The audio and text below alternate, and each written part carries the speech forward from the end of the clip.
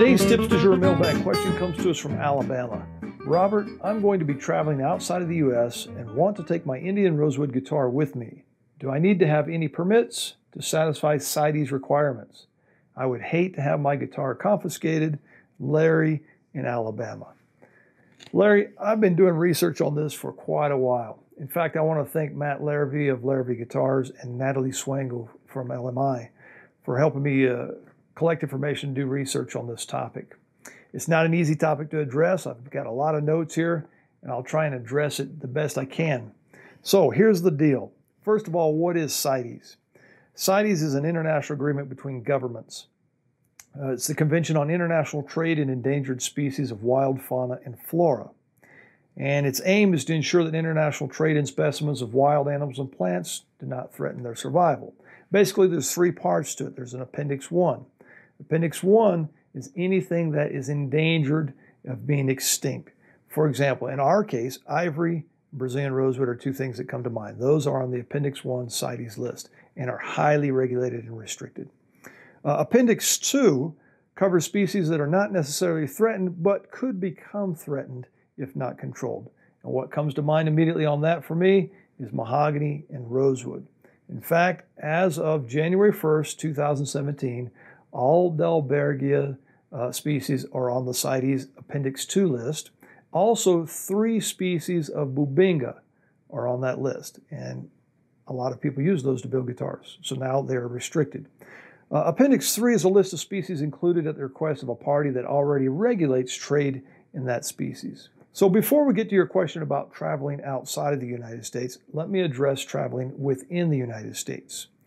Interstate commerce, or traveling across state lines, is generally okay in the United States. Now, before you say, okay, I can go anywhere with my guitar, technically speaking, when you enter California, there's USDA inspectors at the border. Now, generally, they're looking for fruits and flowers and plants and things like that. However, I guess somebody could ask you, do you have any rosewood guitars? And I guess if you do, it could be a problem. However, I've never heard of that, and I don't think that would happen. So generally speaking, traveling inside the United States, you're okay. The problem comes when you travel outside of the U.S.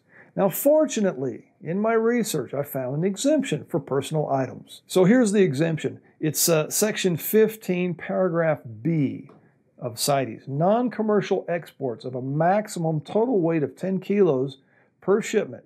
In other words, about 22 pounds, and a personal item of a restricted item or restricted species. In this case, we're talking guitars. You can cross international borders. You can go out of and into the United States with a rosewood species guitar. Now, we're not talking Brazilian rosewood because that's on Appendix 1. We're talking Appendix 2 restricted species, rosewood, bubingas, things like that. You can travel outside the United States and come back in.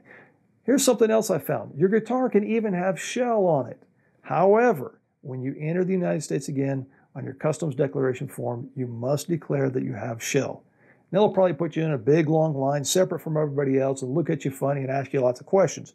However, it is legal according to the research I've done. Don't take my word for it. Do your own research as well. I also recommend that you be prepared. The U.S. Fish and Wildlife Service, USDA inspectors are notoriously uninformed.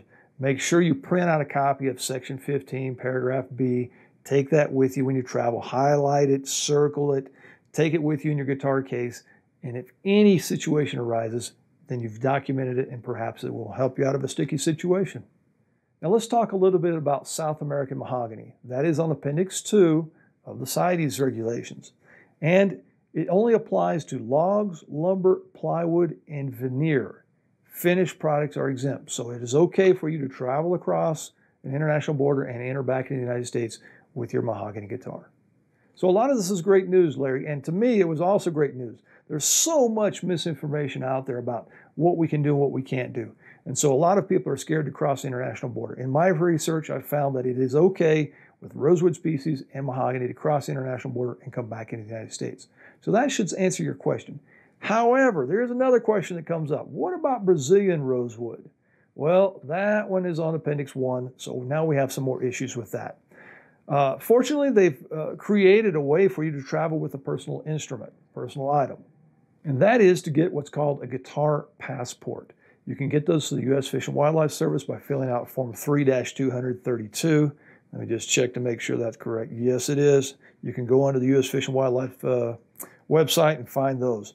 Now, John Thomas had an article in Fretboard Journal. That was back in February of 2014. The title was Have Guitar Passport, Will Travel. He runs you through the steps of how to get the guitar passport. So if you have a Brazilian rosewood guitar, it's a personal item. We're talking non-commercial here. If it's a personal item, you can go out and read John Thomas's article there in Fretboard Journal and figure out how to get that guitar passport. It's not impossible. A lot of people have gotten them. Just go through the right steps. Cross the T's, dot the I's. You'll be able to travel internationally with your Brazilian rosewood guitar for a personal instrument. And I think, if I'm not mistaken, that passport is valid for 3 years. Every 3 years you have to renew it. Now, I also was going to address problems that luthiers come up with. For example, your commercial items. Dealers outside of the United States, clients outside of the United States, we need to ship guitars to them. That creates a problem. I got so many conflicting and contradictory answers to my questions, sometimes from the same regulatory body, that I said, you know, it's just not worth it.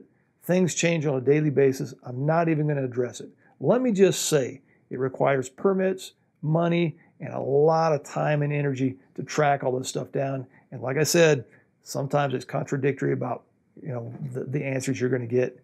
So I'm going to let you guys do your own research on that. I was going to address it, but I've decided not to. So Larry, as you can see in your case, personal item is pretty simple. Cross the border, come back, declare the shell. Other than that, you're good to go. For the commercial use, yeah, we've got a lot of things to still kind of figure out. Hopefully when the dust settles, maybe it will become a little bit easier. Don't count on it though. When was the last time you saw government do anything efficiently? In addition to the CITES, which covers flora and fauna, or restricted species of flora and fauna, we have a thing called the Lacey Act. Now, the Lacey Act restricts and tracks much more. The Lacey Act says that wood and a lot of other things must be legally harvested, transported, imported, exported, etc., and it's up to you to do your due diligence.